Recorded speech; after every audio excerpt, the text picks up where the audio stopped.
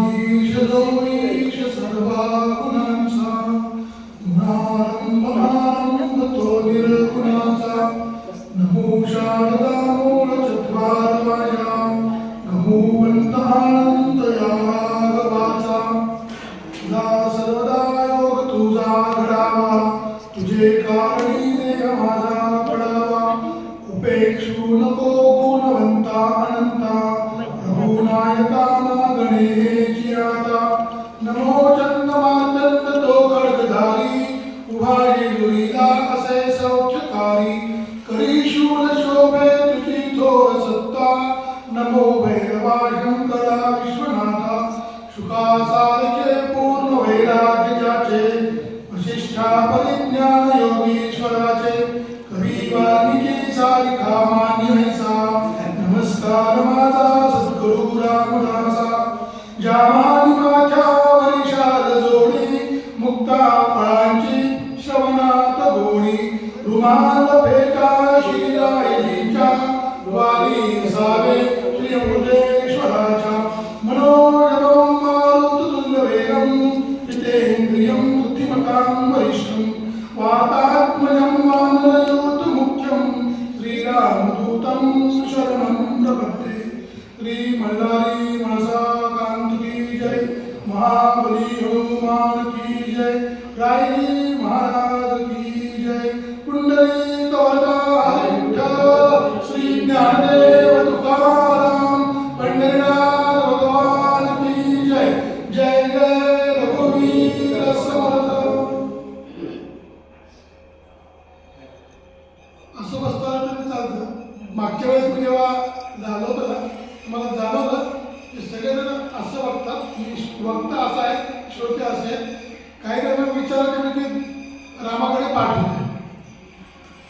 एक छोटी गोष्ट सांगतो मी मग प्रवचनाला सुरुवात करतो. रामाकडे पाठ का होत नाही याचं विसोबा खेचर सगळ्यांना माहिती आहे.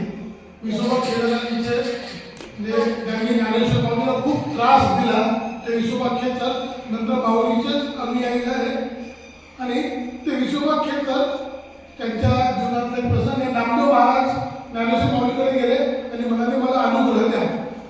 तर माऊली म्हणाले की मी काही तुला अनुग्रह देत नाही तू विसोबाकडे जा. ते विसोबाकडे जा ठीक आहे. गावभर फिरले विसोबाकडे भेटेल नाही का. महादेवाच्या मंदिरामध्ये विसोबा खेचर बसलेले होते. नामदेव महाराज वाहना बाहेर काढला नमस्कार केला आणि गेले. तर विसोबा त्या पिंडीवर पाय ठेवून बसले होते. पाय पिंडीवर माझ्या आरामशीर बसले झोपलेले. नामदेव महाराजांना मनातल्या मनात खूप राग आला. म्हणजे ते महादेवच्या पिंडीवर पाय ठेवून हा बसतोय माणूस आणि माऊली मला म्हणतात याला गुरु कर. कसं शक्य आहे याला हे समजत नाही आज कसं बसावं शिष्टाचार नाही आहे. तरी आता मनातला राग शांत करून त्यांच्या पाया पडले म्हणे असं असं आहे मला तुम्ही अनुग्रह द्या पण मला हे सांगा तुम्ही पिंडीवर पाय ठेवून का बसलो. झोपलाच असं एकदम पिंडीवर पाय ठेवून. तर विसोबा म्हणाले ठीक आहे बाबा मी तर खूप वृद्ध झालोय माझे पाय बाजूला काढून ठेव. माऊली नामदेव महाराजांनी पाय काढले बाजूला ठेवले परत पिंडीवरच पाय. ते ज्या ज्या ठिकाणी पाय ठेवते त्या त्या ठिकाणी पिंड म्हणजे परब्रह्म हा सर्वत्र आहे तो यांच्यामध्ये पण आहे त्यामुळे यांच्याकडे तोड करून बसलं तरी चालेल. आज 5 फेब्रुवारी आणि आज मला भीमरूपी ह्या विषयावर बोलण्यासाठी रामदासांची आज्ञा झालेली आहे. काय झालं की 3-4 दिवसांपूर्वी मला फोन आला कुलकर्णी मॅडमचा आणि ते म्हणे की महाराजांनी तुमचं नाव नक्की केलंय तारीख पण नक्की केली वेळ पण नक्की केलाय. म्हटलं ठीक आहे. म्हणजे माझा जो ऊर्जा स्त्रोत आहे धनश्री माझी बायको ती आज इथे नाही मागच्या वर्षी ती होती. आज आमच्या घरचं एक मंगल कार्य आहे आणि त्या ठिकाणी मी गेली आहे. तर मी पण अपेक्षित होतो पण प्रपंच करावा नेट का यावेळी परमात्मा म्हणजे मग नेमका प्रपंच करतो मंगल कार्याला नाही आता आला श्रीमंतनी पूजा आणि नक्की पोहोचतो. आजच्या दिवसात एक विशेष आहे.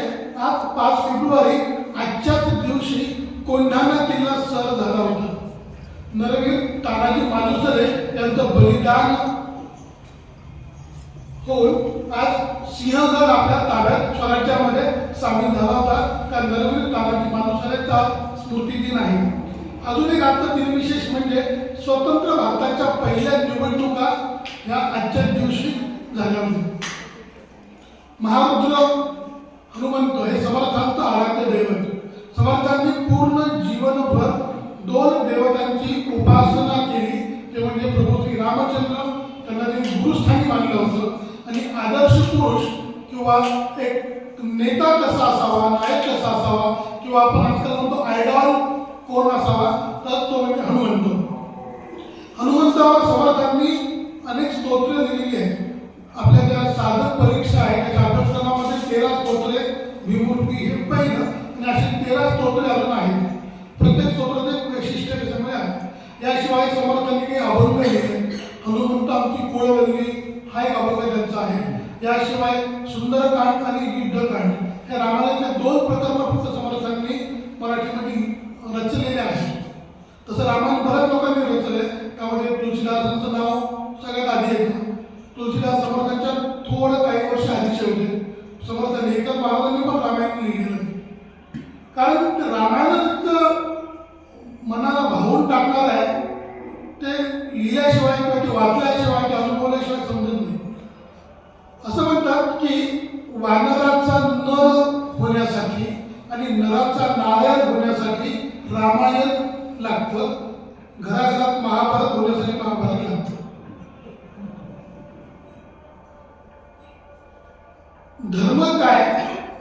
एकदा ज्यावेळेस महाभारताचं युद्ध संपलं होतं आणि युधिष्ठिराचा राज्याभिषेक झालेला आहे. आता माझा काही रोजचं प्रवचन नाही आहे किंवा मी त्या रामायण कथा सांगत नाही आहे, त्यामुळे मला हे बंधन नाही की मी क्रम सांभाळावा.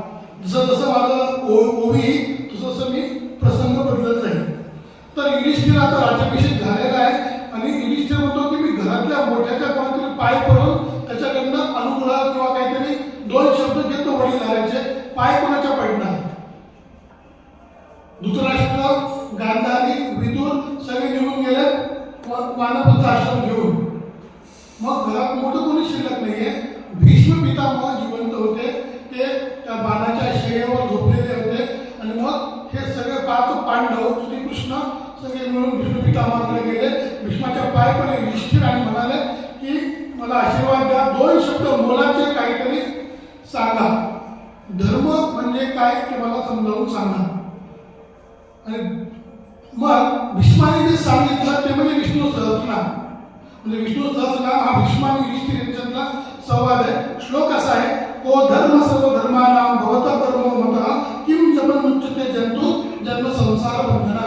की ह्या जन्माच्या मृत्यूच्या संसाराच्या बंधनातून मुक्त करणारा धर्म कोणता, सर्वात श्रेष्ठ धर्म कोणता? भीष्माने उत्तर दिलंय, एषमे सर्व धर्मानां धर्मो निष्ठमो मतः यत् भक्त्या पुंडरीकाक्षं स्तवेरयसे नरस्सदा. की सतत देवाचं किंवा पुंडरीक म्हणजे भगवंताचं नामस्मरण करणे हा सर्वात श्रेष्ठ धर्म. आपली गोविंदा भक्ती आहे, आपले श्रवणम कीर्तन विष्णू स्मरण त्याचं नामस्मरण ही सर्वात श्रेष्ठ भक्ती. तेच भीष्मांनी सांगितलेलं आहे. मग सतत नामस्मरणामध्ये असणारा असा कोणता भक्त आहे रामाचा? तो म्हणजे हनुमंत. किती हनुमंताच्या मुखात, त्याच्या नसात, त्याच्या रक्तात, त्याच्या मनात, त्याच्या कार्यात सगळीकडं राम वसलेला होता. आणि म्हणून रामाकडे जायचं असेल तर किल्ली कोण आहे? हनुमंत. श्रीमद हनुमान कीर्तम. तर किल्ली कोण आहे? हनुमंत. म्हणून आपल्या संप्रदायामध्ये आधी भीमरूपी म्हणतात आणि नंतर रामरक्षा म्हणतात. तर त्या हनुमंताकडे जाण्यासाठी, त्या रामालयाकडे जाण्यासाठी हनुमंत ही किल्ली आहे. आपल्याला अजून उपकिल्ली सापडलेली ती म्हणजे रामदास स्वामी. मग त्या हनुमंताचं वर्णन करण्यासाठी समर्थांनी फक्त अभंग रचलेत का? नाही. समर्थांनी फक्त पुस्तकं लिहिलीत का? नाही. तर समर्थांनी ते जगले. म्हणजे 11 मारुती आपल्याला माहिती आहेत आपण साताराच्या परिसरातले. त्याशिवाय कित्येक मारुती मंदिरं समर्थ आणि समर्थ संप्रदायातल्या शिष्यांनी उभारलेले आहेत. की ज्यावेळेस मूर्ती पूजा करण्यावर टॅक्स लागायचा त्या काळात नवीन मंदिर स्थापन करून रामनवमीसारखे उत्सव समर्थांनी सुरू केले. हनुमंताची उपासनाच नाही केलेली तर ते तसं जगलेले आहे. आपण आवर्तन करतो बघा, आवर्तन हा शब्द मला फार आवडतो. गणपतीमध्ये आचार्यश्रेष्ठांचं आवर्तन किंवा जोशीवाद जातात तर रुद्राचे 11 आवर्तन केलं म्हणजे एक रुद्र होतो. तसे 121 झाले की महारुद्र वगैरे. आवर्तन या शब्दाचा अर्थ पण नसतो. म्हणजे रामदासांनी आवर्तन केलं म्हणजे काय किंवा मी आवर्तन केलं म्हणजे काय, 21 वेळेस ओम नमस्ते गणपते म्हटलो त्याला आवर्तन म्हणायचं का? वर्तन म्हणजे काय? वर्तन म्हणजे वागणे. आवर्तन म्हणजे एखादा श्लोक, मंत्र, स्तोत्र ते वर्तनामध्ये आणणे म्हणजे आवर्तन. आपल्या दृष्टीनं हे अपेक्षित आहे, नुसतं पुटपुटाने अपेक्षित नाहीये. मग मी जे काही बोले, मी जे काही करत तसं वागलं पाहिजे. मला 6 पर्यंतची वेळ आहे, 4:50 झालेले, 15 मिनिटं उशिरा सुरू झाले तरी मी 6च्या आधी संपवायचा प्रयत्न करणार. जेव्हा भिवून आलो नाही म्हणून सगळ्यांना थोडं वाटलं असेल. मी बोलण्यासाठी काही संदर्भ ग्रंथ इथं आणलेले आहेत. तर ह्या ग्रंथाचा अभ्यास करूनच बोललेले याच्यापेक्षा बाहेर माझ्या डोक्यातलं काही नाही आहे. बोलताना जो हावभाव असेल किंवा सादरीकरण करताना काही असेल ते फक्त माझं आहे. पहिल्या श्लोकापासून सुरुवात करतो. पहिली ओवी आहे. भीमरूपी महारुद्रा वज्र हनुमान मारुती मनाली अंजनी सूता रामदूता प्रवीणा. हे पहिलं स्तोत्र 16 काही ठिकाणी 17 ओव्यांचं, काहीतरी 15 ओव्यांचं, म्हणजे त्या शेवटच्या फलश्रुतीच्या ओव्या आहेत. आपला संप्रदाय तुम्ही ते समर्थांनी रचलेलं नाहीये, नंतर मूर्ती घातलाय. तर समर्थांना काही धनधान्य पशुवृत्ती नको होती असं, पण आपल्या लहानपणापासून आपल्याला ते धनधान्य पशुवृत्ती म्हणायची सवय लागलेली आहे. तर ते 16 असो किंवा 17 असो, शेवटच्या 3 जरी आपण सोडून दिल्या तरी 13 ते 14 ओव्या समर्थांच्या ओरिजिनल आहेत. याला काही कुणाचा आक्षेप नसावा. त्या 13 ओव्यांचा आपण अभ्यास करणार आहोत. तसे 13 स्तोत्र आहेत. काही स्तोत्रामध्ये जास्त ओव्या आहेत. मग सुंदरकांड वेगळे आहे, मग युद्धकांड वेगळे आहे, मग अजून अभंग वेगळे आहेत. तर फक्त भीमरूपी महारुद्राचे सर्वश्रुत सर्वात प्रसिद्ध स्तोत्र आपण बघणार आहोत. प्रत्येक शब्दाचा अर्थ सांगायचा प्रयत्न करेल. वेळ जर कमी पडला तर प्रत्येक ओवीतला एक शब्द आपण घेऊ. परत पहिली ओवी भीमरूपी. भीम म्हणजे प्रचंड, मोठा, महाकाय. आपण भीम पराक्रम हा शब्द बऱ्याचदा वापरतो. म्हणजे खूप मोठा पराक्रम केला म्हणजे भीम पराक्रम केला. तसं रूप म्हणजे जे आपल्याला दिसतं एक्सटर्नली अपीअरन्स जो असतो ते रूप. आणि रूप हे जन्मजात असतं, ते घेता येत नाही. म्हणजे मी काळा तर काळाच आहे, मी किती जरी संतूर साबण लावली तरी मी गोरा नाही होणार. हे समजण्याने सांगितले, मी नाही सांगितले. मी माझ्या डोक्यात काय बोलणार नाही. फक्त संतूर साबण समजणं माहीत नव्हती. ओवी आहे रूप लावण्य अभ्यासिका नये सहज गुणाचं नचले उपाय काहीतरी घरावे सोय अगाध तू करुणाची श्रीराम. ही एकच ओवी धातुरामध्ये 2दा आलेली. प्रत्येक धातुर आहे. तर एक दुसऱ्या दशकामध्ये आहे आणि मला वाटतं 9व्या दशकामध्ये आहे. तर 2दा ओवी आलेली आहे. सेम टू सेम आलेली आहे. तर भीम म्हणजे रूप हनुमंताला हे जन्मतःच लाभलेलं होतं. ते भीम प्रचंड महाकाय होतं, परंतु तो नीट नेटका होता. तो शब्द पुढे आलेला आहे. दुसरा शब्द आहे महारुद्र. महारुद्र, रुद्र म्हणजे आपण शंकर भगवानला रुद्र हा समाज शब्द वापरतो. रुद्र म्हणजे काय तर 2 अर्थ निघतात. जसं आपण भावार्थ घेऊ तसा अर्थ बदलत जातो. पहिला रुद्र शब्दाचा अर्थ आहे जो संहार करतो तो रुद्र. म्हणजे ब्रह्मदेवाने सृष्टी निर्माण केली असं म्हणतो. त्यांनी जनरेशन केलं हे सगळ्याचं. ह्या सगळ्याचं पालन पोषण प्रतिपालन करणारा कोण आहे? विष्णू आहे. तो ऑर्गनायझर आहे. आणि सगळं डिस्ट्रक्शन कोण करणार आहे? प्रलय कोण आणणार आहे? रुद्र आणणार आहे, महादेव आणणार आहे. Generator, organiser, destroyer, GOD God. तर ह्या गॉड ला तो डिस्ट्रक्टर तो रुद्र. दुसरा एक शब्द अर्थ मला खूप भावतो. एक कुंदर दिवान नावाचे लेखक आहेत. त्यांनी विष्णू सहस्रनामावर चांगलं एक 200-300 पानाचं पुस्तक लिहिलेलं आहे. तर प्रत्येक एकेका त्यातल्या नावावर त्यांनी कमीत कमी 10 ते 15 ओळी लिहिल्या आहेत. म्हणजे त्यातले विष्णू सहस्रनामामधला एक श्लोक आहे, रुद्र बहुशा बभूर. तो रुद्र बहुशा बभूर, तर त्यातल्या रुद्र हा शब्दाचं वर्णन त्याचं करतात, जो रडवितो तो रुद्र. मागच्या 2 दिवसापासून मी युट्यूबवर अजितकुमार रामदासी यांचं जे विमूर्तीवरचं प्रवचन आहे आणि आपणवरचं प्रवचन आहे, तर ते ऐकलं. तर त्यांनी पण हा संदर्भ घेतलेला आहे, रडवितो तो रुद्र. म्हणजे जर तुम्ही त्याला शांत नाही केलं, त्याला प्रसन्न नाही केलं, तर तो तुम्हाला रडवतो. विष्णू रडवत नाही, ब्रह्मदेव रडवत नाही, रुद्र रडवतो. तेव्हा त्याच्या नादी लागायचं नाही. आणि हनुमंत तर कसे महारुद्र आहे, भीम रूप आहे, महारुद्र आहे. हनुमंताच्या जर कोणी नादी लागलं तर तो रडवणार एवढं नक्की. वज्र हनुमान मारुती. आता हे सगळ्यांना गोष्ट माहिती आहे.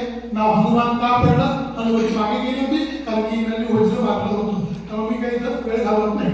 तो वज्र हनुमान मारुती वनारी. तर वनारीचे पण 2 अर्थ मला सापडले. एक अर्थ जो वनाचा नाश करणारा तो वनारी, वनाचा विनाश करणारा वनारी. म्हणजे अशोक वनाचा त्यांनी नाश केला होता, उद्ध्वस्त केलं होतं म्हणून तो वनारी. आणि दुसरा अर्थ आहे वनामध्ये राहणारी नारी ती वनारी. आता इथं थोडा मी जास्त वेळ घेतो या शब्दावर. वानर, आपण वानर म्हणजे माकड असं समजतो, परंतु तसा अर्थ नाहीये. म्हणजे हे पुस्तक आहे, श्रीमंत वाल्मिकी रामायणाचे प्रवचन आहे, माधवराव चितळे यांचे प्रवचन आहे. तो ओरिजिनल वाल्मिकी रामायणाचे त्यांचे 80 का 90 प्रवचन याच्यामध्ये संकलन आहे. त्यांनी खूप छान अर्थ सांगितलेलं आहे. एक थोडं उदाहरण मी स्पष्ट करतो. दक्षिण आफ्रिकेतला एखादा आदिवासी कसा राहतो, किंवा आज सुद्धा अंदमान मधले आदिवासी कसे राहतात. काही लोक कपडे घालतात, काही घालत नाही. जे घालतात ते फक्त आजूबाजूला काहीतरी पान, पाचोळा गुंडाळून राहतात. डोक्यावर काहीतरी एखादं मुकुट घातलेला असतो, तो काटेरी असतो, किंवा असे 2 चिन्ह वरती आलेले असतात वगैरे वगैरे. जर कोणी कांतारा पिक्चर पाहिला असेल तर त्यामध्ये पण दाखवलेलं आहे तसं. असं काहीतरी वेगळा कॉस्ट्यूम घातलेला असतो, बरोबर आहे. तर तुम्हाला मी म्हटलं लोकमान्य टिळकांचा चित्र डोळ्यासमोर आणतं, कसं डोळ्यासमोर येईल, सुनेरी बघली असं खेळता येईल, मोठ्या दिशा येतील आणि असा हात येईल. मग लोकमान्य टिळक 24 तास तसे राहायचे का? ते काही बनीवर फिरलेच नाही का? असं नव्हतं ना. म्हणजे आपल्याला जे फोटो जो रूप डोळ्यासमोर दाखवलं ते तसाच तो व्यक्ती असतो का? असं नाही. त्या त्या क्षेत्रामध्ये, त्या त्या समुदायामध्ये, त्या त्या भौगोलिक स्थानामध्ये प्रचलित कॉस्ट्यूम किंवा पोशाख परिधान केलेला असतो. बघा आता मी हंता, शक्यता पापावर राहणाऱ्या लोकांना आपण नीच लोक असं म्हणतो. आपल्या व्यवहारामध्ये जो कोणी नीच असेल, जो कोणी वाईट वृत्तीचा असेल, त्याच्या नादी लागू नका, किंवा नादी लागायचं असेल तर त्याला नसते नाबूद करा, परंतु त्याच्याशी मैत्री करू नका. हा संदर्भ आपण घ्यायचा आहे. त्या ठिकाणी जेव्हा ते बाजारात जातात ना, तेव्हा त्याला एक सरदार भेटतो, त्याचं नाव असतं मकरध्वज. तो हनुमंताचा मुलगा आहे. ही पण एक माहिती मला समजली. मकरध्वज हनुमंताचा मुलगा. आपण सगळं म्हणतो ब्रह्मचारी मुलगा झाला कसा?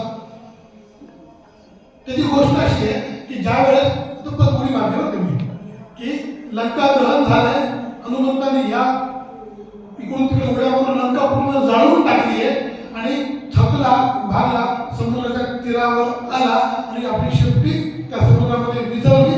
विझवता विझवता घामाचा एक थेंब समुद्रामध्ये पडला, एका मगरीने तो गिळला आणि त्या DNA मधून ती मगर प्रेग्नंट राहिली, मुलगा झाला. त्याचं नाव मकरध्वज. कवीची कल्पना आहे, लेखकाची आहे. योग्य म्हणून सोडून द्या, विज्ञानाने त्याला सिद्ध केलंय की हे खरं होऊ शकतं. पाताळ देवता हंता भव्य सिंधूर लेपन. ही गोष्ट सगळ्यांना माहिती आहे. सीता इथे शृंगार करत असते, शृंगार करताना सीता इथं शेंदूर लावते. हनुमंत विचारतो इथे शेंदूर का लावलास भाई? सीता म्हणते माझ्या स्वामीचं, माझ्या नवऱ्याचं आयुष्य वाढावं म्हणून मी भांड्यात शेंदूर लावते. तो म्हणतो चुटकी भर सिंदूर से अगर राम जी की आयु बढ़ती है तो मैं पूरे शरीर को लगा देता हूँ. आणि म्हणून त्यांनी पूर्ण शरीराला शेंदूर लावून घेतला. बघा रामाला आयुष्य किती वाढतात. असा भव्य सिंदूर लेपना लोकनाथा जगन्नाथा प्राणनाथा पुरावना पुण्यवंता पुण्यशीला पावना परितोषका. तर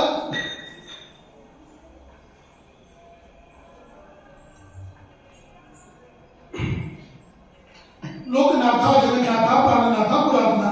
लोकनाथ लोकांचा नाथ, लोकांचा उद्धार करणारा तो लोकनाथ. लोक कोणते? फक्त भारतातले का? नाही. अमेरिकेतले का? हो. भारत अमेरिका रशिया सगळं नाही नाही. ओ भू भुव स्वा म जन तप सत्य हे 7 लोकांचा पण जो नाथ आहे तो लोकनाथ. आपण संध्या करताना ते म्हणतो भू भुव स्वा म जन तप हे 7 लोक आहेत ते पृथ्वीच्या बरोबर आहेत. त्या सर्वांचा नाथ म्हणजे लोकनाथ. परत आपली विद्या दुसऱ्यांसाठी वापरतो तोच खरा लोकनाथ. महाभारत भक्ती म्हणून त्यातला प्रसंग सांगतो. कर्ण म्हणतो की मी इतका शूर वीर आहे. बघा उडी मारली हनुमंतासाठी रामायण महाभारतात आलेलं आहे. हनुमंत कर्ण काय म्हणतो की कृष्णा मी शूरवीर आहे, अर्जुनापेक्षा श्रेष्ठ आहे. सगळ्या समाजाने मला कधीच स्वीकारलं नाही. मी दान इतकं दिलंय तरी पण माझा वध का होतोय? माझं सामर्थ्य का समजत नाहीये? माझ्यासोबत असा अन्याय का? जन्मल्यापासून आई तर दुरावलीच, दुसऱ्यांच्या घरात वाढलो आणि आता पण मला सूतपुत्र म्हणून हिरवताय. श्रीकृष्ण खूप छान उत्तर देतो. श्रीकृष्ण म्हणतात मान्य तू सर्वश्रेष्ठ धनुर्धर झालास, सगळी विद्या तू घेतलीस, पण ती पूर्ण विद्या आयुष्यभर कशासाठी वापरलीस? तर अर्जुनाचा पराभव करण्यासाठी वापरलीस.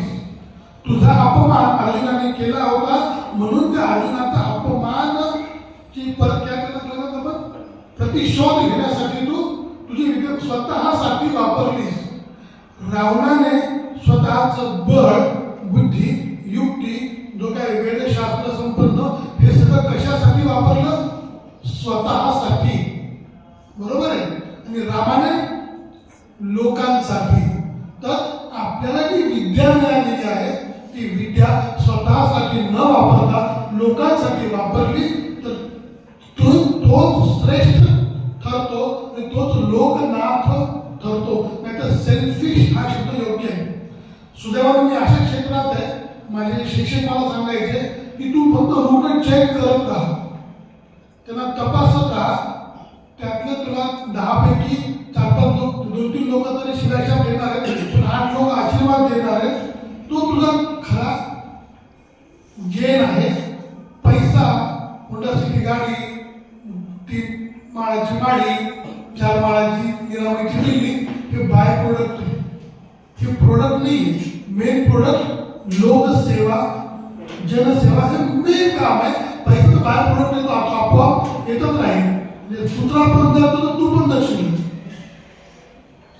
पुण्यशीला. तर हनुमानाचं शील कसं होतं? 20 मिनिटं झालं अजून 6 प्रति वेळ. हनुमानाचं शील कसं होतं याचं उदाहरण. रामायण संपलं, रामाचा राज्याभिषेक झाला. राज्याभिषेकाला कोण कोण आला होता? चक्रवर्ती सम्राटाचा राज्याभिषेक होत होतो. म्हणजे जर का मी सत्यनारायण केलं तर माझ्याकडे 100 लोक येऊन जातात. समर्थांच्या बाजूला घरी आल्या होत्या तर 200 लोक घरी आले होते. माझ्या मुलाची नोंदणी केली तर 2,500 लोक येऊन गेले होते. आणि तो चक्रवर्ती सम्राट रामचंद्र याचा राज्याभिषेक किती लोक आले असते? त्यातले प्रमुख पाहुणे म्हणजे जनक राजा होता, सुग्रीव, विभीषण, हनुमंत आणि बाकी सगळे आजूबाजूचे राजे महाराजे सगळे त्या राज्याभिषेकाला आले होते. बाकी सगळे आपल्या घरी निघून गेले. महिना झाला, 2 महिने झाले, काही पाहुणे जायला तयार नाही. आमच्याकडे असे पाहुणे असतात, एकदा आले की लोक जात नाही. तो अजय देवगणचा पिक्चर आहे, अतिथी कब जाओगे, परेशान आहे की नाही. तर याचे पाहुणेच का जायला तयार नाही. कोण कोण जायला तयार नाही? जनक राजा, सुग्रीव, विभीषण, हनुमंत आता इतक्या जवळचे त्यांना जा कसं म्हणावं. सासरे को आले जनक राजा जावाय जा कसं म्हणते हो की नाही. हळूच बोलवतात म्हणतात जनका काय जनकपुरीमध्ये काय चालू आहे सध्या कसं आहे. मी राजा आहे जातो नाही मी आता. जनक राजा जातो. सुग्रीवाला पण घालवतात. विभीषणाला म्हणतो विभीषणा रावणाचा वध झालेला आहे तू राज्याभिषेक केलेला आहे. राज्याभिषेक कधी झाला माहितीये का. रावण वधानंतर रावणाचा वध झाला. दशरथ ते काय त्यांचा तो अंत्यविधी झाला आणि इमिडिएट राज्याभिषेक झाला. 12 दिवस थांबलेले नव्हते. तत्कालीन राजकारणाशी संबंध लावू नये.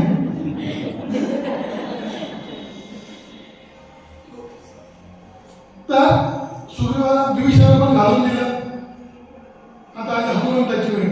आता हनुमंताला पण जा म्हणजे सीतेला बोलवतात राम म्हणतो सीता त्याला जा म्हणून मला काही शक्य नाही बाई तू सांग. आवड काम बायकोला सांगायची पद्धत आहे आपल्याला कारण बायका जास्त चांगलं काम करू शकतात. सीता म्हणते अरे बाबा मी जेव्हा अशोकवाटिकेमध्ये किडनॅप झाले होते तेव्हा मला शोधलं कोणी हनुमंताने.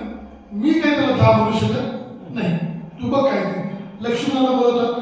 लक्ष्मणाला म्हणतो तू सांग. लक्ष्मण म्हणतो मला जेव्हा अस्त्र लागलं होतं इंद्रजिताचं मी बेशुद्ध पडलो. तू लहान मुलापर्यंत रडत होतोस बाजूला. एक वैद्य आला. त्या वैद्याने सांगितलं संजीवनी कोणी आणली.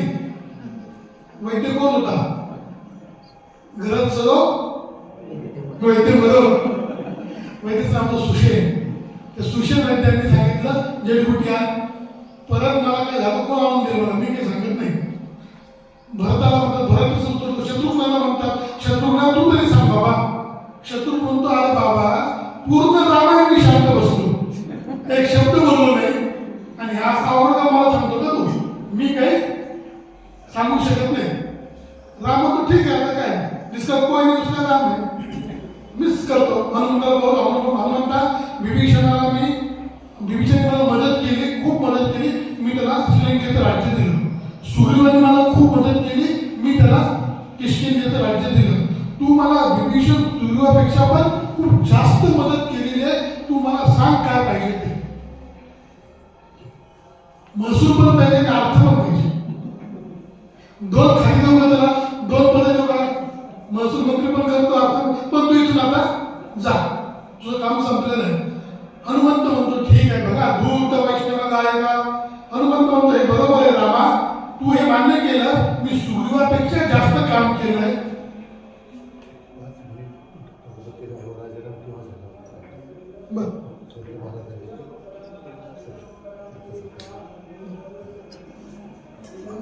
रघुपति राघव राजा राम पावन सीताराम. रघुपति राघव राजा राम पावन सीताराम. रघुपति राघव राजा राम पावन सीताराम. रघुपति राघव राजा राम रघुपति राघव राजा राम पावन सीताराम. रघुपति राघव राजा राम पावन सीताराम. रघुपति राघव राजा राम पावन सीताराम. रघुपति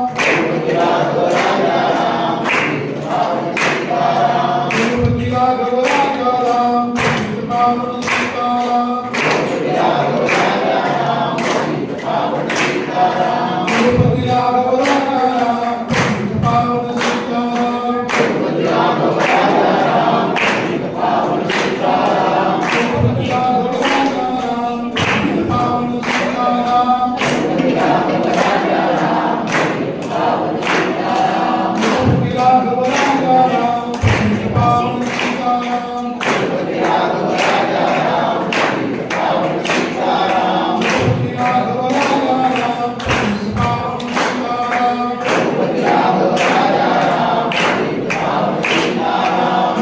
राघव राजा राम पावन सीताराम तिरुपति राघव राजा राम पावन सीताराम तिरुपति राघव राजा राम पावन सीताराम तिरुपति राघव राजा राम पावन सीताराम तिरुपति राघव राजा राम पावन सीताराम तिरुपति राघव राजा राम पावन सीताराम तिरुपति राघव राजा राम पावन सीताराम तिरुपति राघव राजा राम पावन सीताराम तिरुपति राघव राजा राम तिरुपति राघव राजा राम पावन सीताराम तिरुपति राघव राजा राम पावन सीताराम तिरुपति राघव राजा राम पावन सीताराम जय जय रघुवीर समर्थ. आपल्या सर्वांच्या प्रमुख भाग्याने नाशिक संस्थानमध्ये दत्त महाराज म्हणून त्यांना मानले जातं. गेल्या अनेक वर्षापासून त्यांचं मौन आणि त्यांचे जे कठोर नियम आहेत की जे आपण ऐकून सुद्धा आपल्याला थरकाप शरीरात असे इतके नियम पाळून अखंड नामस्मरण त्यांचं चालू असतं आणि त्यातून कृपा करत करत त्यांचा संचार चालू आहे. आज आपल्या समर्थांच्या उत्सवामध्ये योगायोगाने जाहिरामध्ये त्यांचा कार्यक्रम जवळेकरांच्या जवळेकरांच्या घरी पंचपदी आहे. हां, तिथे पंचपदीचा गंगाला भेटायला त्यांनी घ्यावा आणि इथे रामाच्या दर्शनाला महाराज आलेले आहेत. आपण सर्वांनी मनोमन तिथे डोकं टेकून नमस्कार करा, त्यांच्या चरण स्पर्श ते करून देत नाही म्हणा तेव्हा त्यांचा प्रसाद आशीर्वाद घ्या. जय जय वीर अवधूत चिंतन श्री गुरुदेव दत्त कोटी ब्रह्मांड नायक राजा सच्चिदानंद सद्गुरु श्री ब्रह्म चैतन्य आनंद प्रहलाद महाराज की जय. जय जय रघुवीर समर्थ.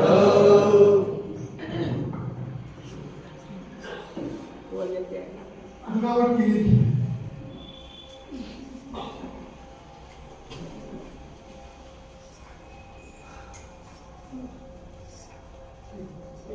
डॉक्टर स्पेशलिस्ट समर्थ चिंतन आणि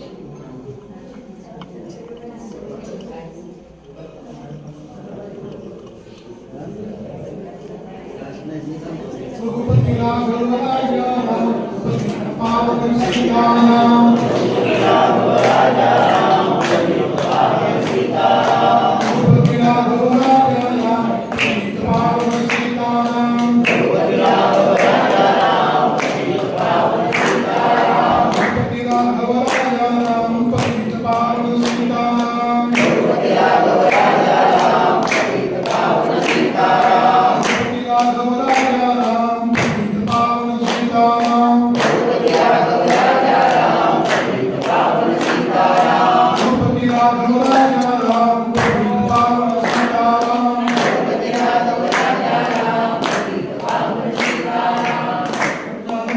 स्मरण जय जय राम सियावर रामचंद्र की जय.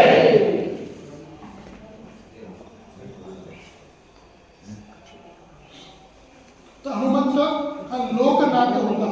त्यातली विद्या, त्यातली जे काही बुद्धी होती ती त्यांनी स्वतःसाठी कधीच वापरली नाही. ती फक्त लोकांसाठीच वापरली. तुम्ही कितीही मोठे झाला आणि त्याचा उपयोग जर लोकांसाठी नसेल तर ते कधीही पुण्यवंत ठरत नाही.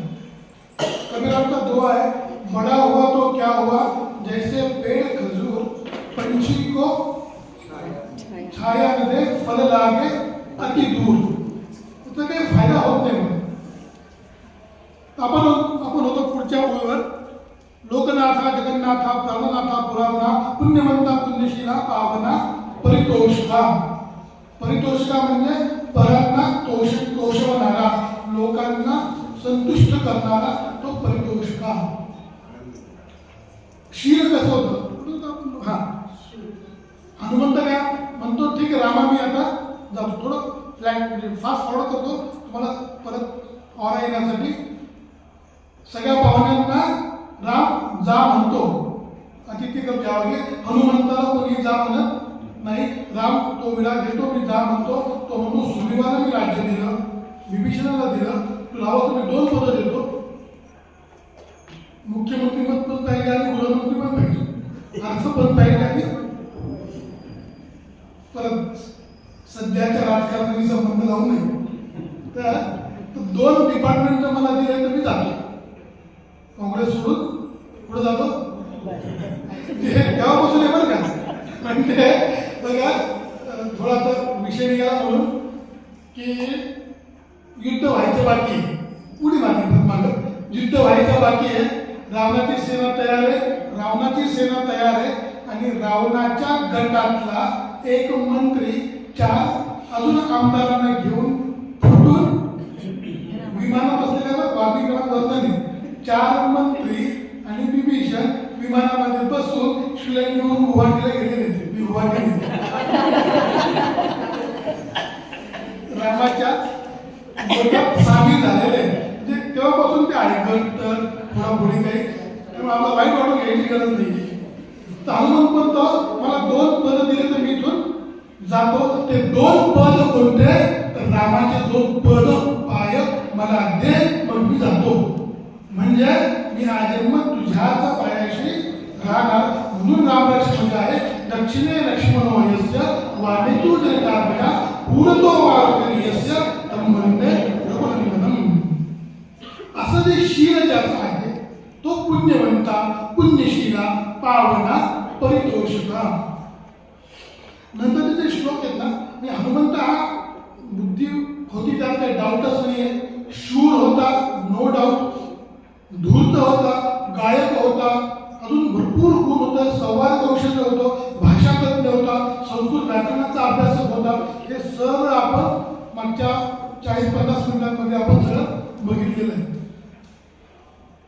8-9 मिनिटं आपली व्यक्ती आला पण मी पुढे जाणार नाही, मी 6ला संपवणार आहे.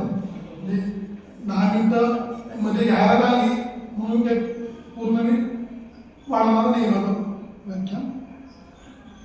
जसं हनुमंत हा सगळ्या शास्त्राला जाणकार होता. बघा आपण तिथली जर आपण जिओग्राफी बघितली, भूगोल बघितला तर अयोध्या कुठे आहे? उत्तर प्रदेशमध्ये. दंडकारण्य कुठे आहे? सध्या आपण दंडकारण्यामध्ये आहोत. हे दंडकारण्य आहे मध्य प्रदेश पासून खाली कर्नाटकापर्यंतचा भाग आणि मग खाली दक्षिण भारत आणि मग श्रीलंका. मग हे सगळं दंडकारण्यामध्ये घडलेलं आहे. किष्किंधा आदिवासी लोक आहेत. आदिवासी लोकांना सुद्धा संस्कृत भाषा येत होती, वेद माहिती होते, शास्त्र माहिती होते. फक्त पुरुषांना नाही, महिलांना सुद्धा. सीतेला सुद्धा शस्त्र चालवता येत होते, सीता राज्यकारभार पाहायची. जनक नेहमी पुस्तकामध्ये असायचा. तो म्हणजे जनक हा अध्यात्मामध्ये नेहमी मग्न असायचा. राज्यकारभार जनकाची बायको आणि सीताच बघायची. तसं वालीची बायको तारा, जेव्हा वालीचा वध होतो तेव्हा तारा तिथे येते, त्या वालीला मांडीवर घेते आणि संस्कृतमध्ये वेदांची काही दाखले देऊन सांगते की रामाने तुला वध केला ते कसं योग्य आहे अयोग्य आहे. म्हणजे तारा सुद्धा वेद जाणत होती. हे माझं म्हणणं नाहीये, या थोर पुरुषत्व म्हणणं आहे. म्हणजे स्त्री शिक्षण हे रामायणामध्ये होतं.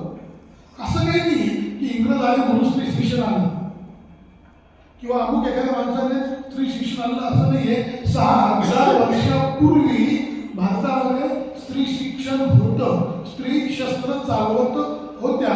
शिखंडी कोणती? शिखंडी महाभारतामध्ये फिमेल होती, ती सेनापती होती. द्रौपदीची बहीण होती. म्हणजे शस्त्रविद्या सुद्धा स्त्रियांना येत होती, शास्त्र येत होतं, वेद येत होता. तर हे दाखले आहेत की याच्यावरती सिद्ध होतं की सर्व जातीला जमातीला शिक्षणाचा अधिकार होता. किंवा आपण शबरी बघतो, ती पण भिल्ल समाजाची होती, पण तिला पण त्या ऋषींनी सगळी विद्या दिलेली होती. 4 ओव्या झाल्या आपल्या, पुढच्या ज्या 3 ओव्या आहेत ना, 4, 5, 6, 7 ह्या हनुमानाचं शौर्य दाखवलेलं आहे. तर फास्ट म्हणतो आणि मग अर्थ सांगतो. ध्वजांनी हो चलिबा हो आवेशे लोटला पडे, काळाग्नी काळ रुद्राग्नी देखता कापती पडे, ब्रह्मांडे माईने नेनो आवळे दंतपंगती, नेत्राग्नी चालत्या ज्वाळा भ्रुकुटी ताकिल्या बळे, उच्चते मुरडीने माता कीर्ती कुंटले बरी, सुवर्णकटी कंचोटी घंटा किंकणी नागरा. ध्वजाने उचली बाहो, हातामध्ये ध्वज घेऊन तो पुढे असतो, तो नायक असतो, तो म्हणजे हनुमंत. अजून असं आहे की त्या बाहूमध्ये ती शक्ती आहे की तो एकटाच पूर्ण रावणाच्या सैन्याला मारू शकत होता. हनुमंताच्या बाहूवर अजून एक ठिकाणी वर्णन आलेलं आहे. जर का 11 मारुतीचं आपण पुस्तक वाचलं असेल किंवा त्यांची कथा ऐकलं असेल तर बहे बोरगावच्या ठिकाणी सुद्धा हनुमंताच्या बाहूचं वर्णन आहे. तर बहे बोरगावमध्ये असं म्हणतात की रामचंद्र आले होते, तर ते संध्या करायला बसले आणि संध्या करता कृष्णाला खूप पूर आला आणि हनुमंताने दोन्ही हाताने तो पूर दूर लोटला. असे त्याचे बाहू स्ट्रॉंग आहे तो हनुमंत. आवेशाने जातोय आणि काळाग्नी काळ रुद्राग्नी हे यमदूत सुद्धा त्याला घाबरतात. सगळ्या ह्याच्यात त्या रौद्र रूपाचं वर्णन आहे. नेत्राग्नी चालल्या ज्वाळा भ्रुकुटी ताकिल्या बळे, पुच्छ त्या शेपटावर मी बोललो नाही आतापर्यंत. मागे 2-4 ओव्यामध्ये पुच्छ येऊन गेलेलं आहे. मुद्दाहून नाही बोललो कारण की ते मी आता बोलणार.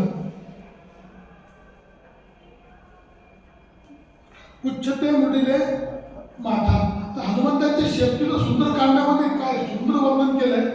हे पुस्तक आहे बघा का आपल्या बहुतांकडे असेल, त्याच्यामध्ये सुंदरकांड त्यांनी लिहून दिलेलं आहे. शिवाय गुगलवर टाकलं की समर्थ साहित्य शोध ह्या वेबसाईटवर सगळं सुंदरकांड आहे, युद्धकांड सगळं रामदासांचे साहित्य उपलब्ध आहे. तर त्यात इतकं छान वर्णन केलेलं आहे की त्या शेपूट पूर्ण लंकेमध्ये पसरलेलं आहे आणि पसरून पूर्ण घरामध्ये जात आहे, पुढं पाण्यामध्ये जात आहे, कुणाच्या तोंडामध्ये, कुणाच्या मांडीमध्ये. असं वाटतं पुन्हा मोठा साप आलेला आहे किंवा काहीतरी अदृश्य शक्ती आली आहे ती पूर्ण लंकेला त्रास देते. पुन्हा तर देवाचा कोप झालाय तो त्रास देतोय. कित्येक राक्षस त्या शेपटामध्ये गुंडावून खाली पडले, कित्येक मेले. हा काळ मालवलेला आहे बघा. म्हणजे लंकेचा विध्वंस जो शेपूट जळाल्यानंतर झालेला आहे त्याच्या आधीच हे केलेलं आहे. अजून तर खूप थोडंसं असं विनोदी वर्णन आहे की त्या शेपटाने रावणाच्या सभेमधल्या सगळ्यांचे वस्त्र काढून घेतलेले आहे आणि ते सगळे सरदार आपले हात आशेप करून स्वतःची लाभ वाचवत आहेत. असं वर्णन त्या शेपटाचं सुंदरकांडामध्ये समर्थांनी केलेलं आहे. तर ती शेपूट कशी होती ते सुंदरकांडाच्या 4 ओव्या फक्त म्हणतो. बहुव्यापली वेडली सर्व लंका, किते कामनी वाटली थोर शंका, गृहातोनी अंतर्गृही पुच्छ घाली, बहु पाडिता फोडिता हाक झाली. पडो लागले दैत्य नेते बदादा, किती एकते दीर्घ देही भदादा, बळाची गळे पाडली पुच्छ मारे, दिसेना परी गरजतो भुक्कारे. ते दिसत नाही कोणी ते पुच्छ पूर्ण घरामध्ये पसरवलेलं आहे. तर खूप सुंदर वर्णन आहे. पूर्ण वर्णन करणं शक्य नाहीये. मी त्याच्यासाठी पण 5 मिनिटं राखून ठेवले होते पण मी ते स्किप करतो. अजून एका मारुती स्तोत्रामध्ये या पुस्तकाला 10 नंबरचं स्तोत्र आहे. किजविता किजवी किजवेना, झिजविता झिजवी झिजवेना, रिजविता रिजवी रिजवेना, विजविता रिजवी विजवेना. आता खूप छान वर्णन समर्थांनी मारुतीच्या पराक्रमाचं शौर्याचं केलं. त्यातल्या ह्या 3 ओव्या होत्या. 4 ओवी क्रमांक 4, ओवी क्रमांक 7. त्यातला एक शब्द आहे सुवर्णकटी कांसोटी. याच्याबद्दल थोडं सांगतो. पुन्हा तो प्रसंग जेव्हा पहिल्यांदा राम लक्ष्मण हनुमंत भेटले होते पंपा सरोवर शिवपर्वत वगैरे झाला. राम म्हणतोय की हा जो उभा आहे ना म्हणे ब्राह्मण, हा साधा ब्राह्मण नाही, हा खूप तेजस्वी ब्राह्मण आहे. आणि त्याची मेखला बघ. तर कांसोटीचा काही ठिकाणी अर्थ मेखला दिलाय, काही ठिकाणी लंगोटी दिलेली. म्हणजे असं त्याचं वस्त्र बघ ते सुवर्णाचं आहे.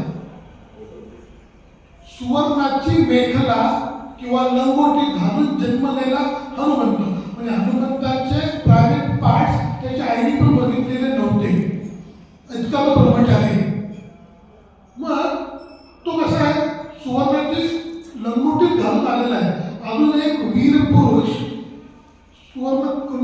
जन्माला होतं कर्ण. तसा हा हनुमंत सेकंड आपल्याला सापडलेला आहे. तर हनुमंताचे वडील पवारदेव यांनी त्याला सांगितलं होतं, जो कोणी थोर पुरुष हे ओळखेल की तुझी लंगोटी इनबिल्ट आहे, तोच तुझा स्वामी गुरु नाथ. हनुमंताला हे समजतं की राम लक्ष्मणाला सांगतोय की हा दिव्य ब्राह्मण सुवर्णाची लंगोटी घालूनच जन्मलेला आहे. हनुमंत लगेच त्याच्या मूळ रूपामध्ये येतात, रामाला नमस्कार करतात आणि तुम्ही माझे गुरु आहे. सुवर्ण कटी कांचोटी घंटा कुंडली नागरा टकारे पर्वताय सा नेटका सरपा तळू चपळान पाहता मोठे महाविद्युल्लते परी. महाविद्युल्लते परी म्हणजे क्विक ऍक्शन. माझ्याकडे एखादा हार्ट अटॅकचा पेशंट आला तर मला वेळ नसतो की ओळखी माझ्यासाठी लावून घेतो, मला क्विक ऍक्शन घ्यावी लागते. काही दिवसांपूर्वी माझे शिक्षक माझ्याकडे आले होते. मी उघडून बसलो, ते बाहेर उभे होते, त्याला खूप घाम आला. मी उठून गेलो, मला माहित नाही ते आजार आहे म्हणून. गुरु आला म्हणून मी आपलं माझी फिजिक्सचे टीचर होते, मी बाहेर गेलो. त्यांना म्हणलं असं कसं काय आलं, मला खूप अस्वस्थ होतं. मी केबिनमध्ये बसलो, ECG काढला. ECG मध्ये हार्ट अटॅक होता. महाविद्युल्लते परी सांगतोय हार्ट अटॅक होता. मला माहिती आहे, आता माझ्यावर विश्वास आहे, मला काही त्रासपासून करणार नाही. केबिन पासून लिफ्ट मध्ये नेलं, मेडिकल इंजेक्शन मारलं, लिफ्ट पासून ICU मध्ये जाईपर्यंत ट्रीटमेंट संपली होती. हे महाविद्युल्लते परी हे आपल्या आचरणामध्ये आपण आणायचंय. ज्यावेळी वेळ नसतो तेव्हा पटकन निर्णय घेता आला पाहिजे. ठकारे पर्वताचा दृढ निश्चय त्यांचा होता. नेटका सर पातळू. महाबली हनुमान आवाज ढवळे वाढलेलेच नव्हते, ते नेटके होते, सर पातळ होते. झप्पा घातला मागच्या वर्षी पण घातला होता. धनश्रीच्या नाहीये, पण तिनं मला ते कपडे घालायचे ना, ते एका कोपऱ्यात ठेवले, ते मला कोण सांगितलं तोच घाला. बसतो का मला बसला पण मला. हनुमंताचे गुण अंगीकारले पाहिजे. नेटका सडपातळू. कोटीच्या कोटी उड्डाणे झेपावे उत्तरेकडे मंत्रादी सारिका जोडू क्रोधे उत्पाटीला बळे. हे सगळ्यांना माहिती आहे की उत्तरेला उडी मारून त्याने द्रोणागिरी पर्वत आणला आणि संजीवनी आणि म्हणून कोटीच्या कोटी उड्डाणे झेपावे उत्तरेकडे दिल्लीकडे. नगरपालिका, जिल्हा परिषद, मुंबई आणि मग दिल्ली काबीज करायचे. दिल्लीचे हे तख्त राखितो उत्तर दिशा झेपावे उत्तरेकडे. मार्मिक अर्थ असा आहे की आपल्याला आपली प्रगती करायची असेल, राजकारणामध्ये असो किंवा अध्यात्मामध्ये असो, जावं कोणत्या दिशेला लागतं? उत्तरेला जावं लागतं. स्वर्ग उत्तरेला आहे, देव उत्तरेला आहे, पाताळात असुर आहे. त्यामुळे झेपावे उत्तरेकडे.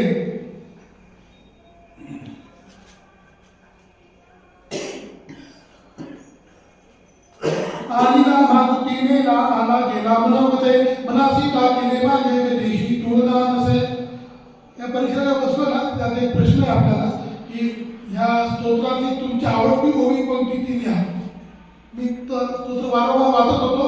मला माझा मुलगा म्हणला की बाबा तिच्यावर काय वाचतोस म्हणे. म्हणला मला आवडती ओवी शोधायची आहे. मी सांगतो मला ती ही ओवी सांगितली कोणती. आलीला मागुतीने ला आला गेला मनोमती मनासी का केले माझे गतीशी तुळना. कशामुळे तू इतक्या विद्युत वेगाने आला गेला आणि परत मागून ते नेऊन ठेवलं. काय? द्रोणागिरी पर्वत. एका रात्रीतून उडून गेला, पर्वत आणला, संजीवनी दिली, परत पर्वत जागेवर नेऊन ठेवला. आणि पर्वत जागेवर नाही ठेवला तर काय होईल? सगळं भूगोल बदलून जाईल ना. मनाची का केली मागे गतीशी तुलना असे. मनाच्या गतीपेक्षा पण त्याची गती जास्त आहे, तो हनुमंत. अनुपासून ब्रह्मांडा एवढा होत जात असे, तयाची तुलना कैसे मेरू मांडार धावते. त्याच्या कीर्ती पुढे मेरू मांडार पर्वत सुद्धा धाकटे आहे. अनुपासून ब्रह्मांडा. तिला थोडं अध्यात्म किंवा ते येतं की तुकारामाचा अभंग आहे, अनु रेणुया ठोकरा तुका आकाशा एवढा. तो अभंग मला ही ओळख वाचताना आठवतो की अणुपासून ब्रह्मांड एवढा मोठा ते परब्रह्म म्हणजेच हनुमंत आहेत. दुसरा संदर्भ असा लागतो की छोटे छोटे छोटे पण होऊ शकतात आणि मोठे मोठे मोठे पण होऊ शकतात. अणुपासूनही ब्रह्मांड एवढा होत जात असे.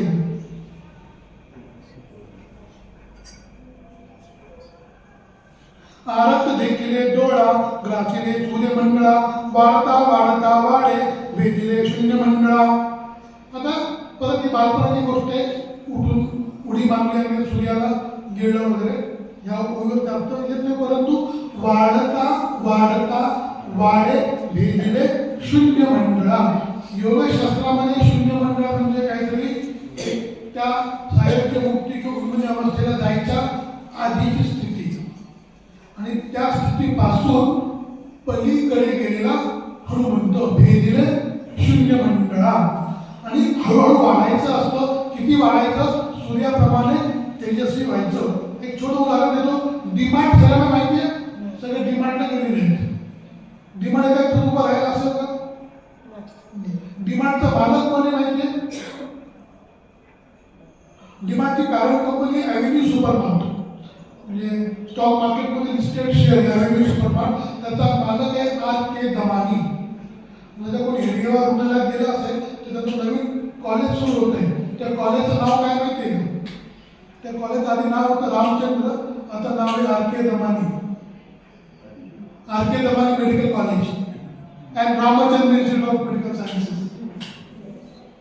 डिमांडचा मालक R.K. दमानी, त्याचं नाव दिलं त्या कॉलेजला. असं मला त्याच्या राजकारणात जायचं नाहीये. सांगायचं असं आहे की मेडिकल कॉलेजला नाव देण्यासाठी तो त्यांनी किती देणगी दिली असेल, तो किती मोठा झाला असेल. तो एकेकाळी शून्य होता आणि इतका मोठा झाला. R.K. दमानीचं शिक्षण आहे 10वी पास. किती? 10वी पास. म्हणजे तुम्हाला आर्थिक दृष्ट्या मोठं होण्यासाठी शिकायची गरज आहे का? बळगत तुम्ही शाळेत जायची गरज आहे का? नाही. स्वतः जायची गरज आहे का? नाही. आर्थिक उन्नतीसाठी शाळेची गरज नाहीये. बरं, रामदास स्वामी शाळेत गेले होते का? तर रामदास स्वामी सोडा, रामकृष्ण परमहंसाला गीता वाचता येत नव्हतं. म्हणजे आध्यात्मिक उंची गाठण्यासाठी शाळेची गरज आहे का? नाही. 4थी पास किंवा 872 मंत्री होऊ शकतो का? होऊ शकतो. मुख्यमंत्री होऊ शकतो. झालेला बिहार किंवा झालेली आहे बिहारची. म्हणजे राजकारणामध्ये उंची गाठण्यासाठी गरज नाही, आर्थिक गरज नाही, आध्यात्मिक गरज नाही, पण शाळेची गरज कशाला नाही? मॅडम बसते नाही तिथं. असो, तर मला एवढं सांगायचं आहे की आपण आपली उन्नती करून घेण्यासाठी आपला विवेक, सतत विवेकबुद्धी, दृढ निश्चय, शौर्य, शरीर यष्टी आणि बुद्धिमत्ता वाढवायला हवी. शेवटच्या ज्या 3 ओव्या आहेत त्या आहेत धनाने पुष्पवृत्तीपासून तर हे 15 श्लोकी संख्या चंद्रकळा गुणी चंद्राच्या कलाप्रमाणे वाढत जाणारा असा रामदूत, महाबली, बजरंगबली, हनुमान त्याच्याविषयी बोलण्याची मला संधी मिळाली. त्याबद्दल मी त्या हनुमंताचे धन्यवाद मानतो. त्याच्या ठिकाणी नतमस्तक होतो. काही चुकलं असेल तर ते माझं आहे. जे काही बोध मला झाला तो मी बोध सांगायचा प्रयत्न केला, श्रवण केलं, ते प्रवचन केंद्रातून सांगायचा प्रयत्न केला. माझी कीर्तन भक्ती रामाच्या चरणी अर्पण करतो. धन्यवाद. तो फास्ट घ्यावा लागला शेवटी, पण वेळेचं बंधन होतं मला म्हणून.